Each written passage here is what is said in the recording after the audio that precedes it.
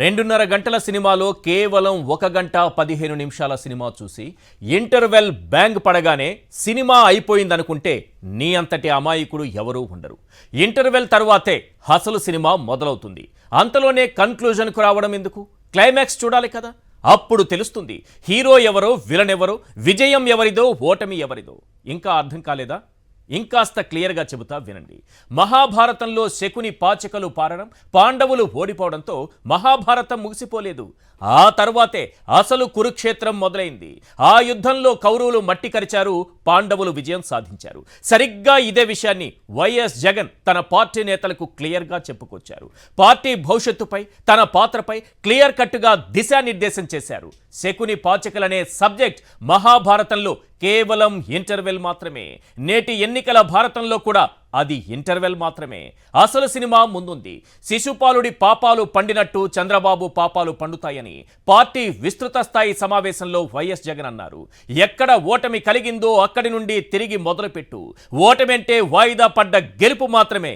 ఇదే విషయాన్ని సూటిగా సుత్తి లేకుండా చాలా స్పష్టంగా చెప్పారు వైఎస్ జగన్.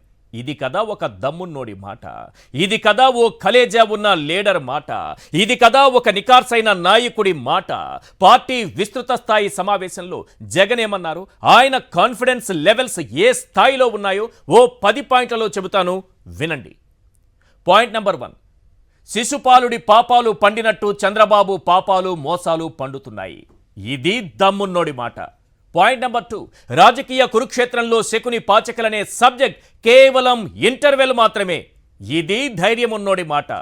పాయింట్ నెంబర్ 3, నాటి భారతంలో శ్రీకృష్ణుడు తోడున్న మాయా జోదంలో పాండవులు ఓడిపోయారు. ఇది నీతి ఉన్నోడి మాట.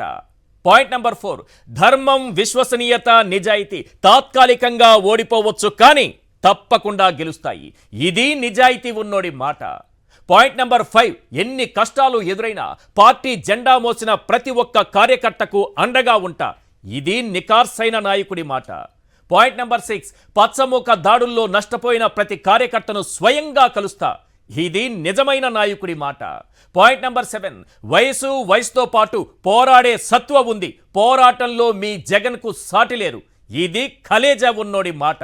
పాయింట్ నెంబర్ 8, కులం, మతం, పార్టీ చూడకుండా మనం చేసిన మంచి ప్రతి గడపలో పదిలంగా ఉంది. ఇది రియల్ లీడర్ మాట. పాయింట్ నెంబర్ 9, 99% మేనిఫెస్టోను అమలు చేసిన పార్టీగా మన రికార్డును ఎవరూ టచ్ చేయలేరు. ఇది విజనరీ లీడర్ మాట. పాయింట్ నెంబర్ 10, నేడు ఓటమి పాలైన ప్రతి ఒక్కరూ అర్జునుడి మాదిరిగా తిరిగి విజయం సాధిస్తారు. ఇది కాన్ఫిడెన్స్ ఉన్నోడి మాట. రైట్, ఈ 10 పాయింట్లపైనే మనం చర్చించబోతున్నాం.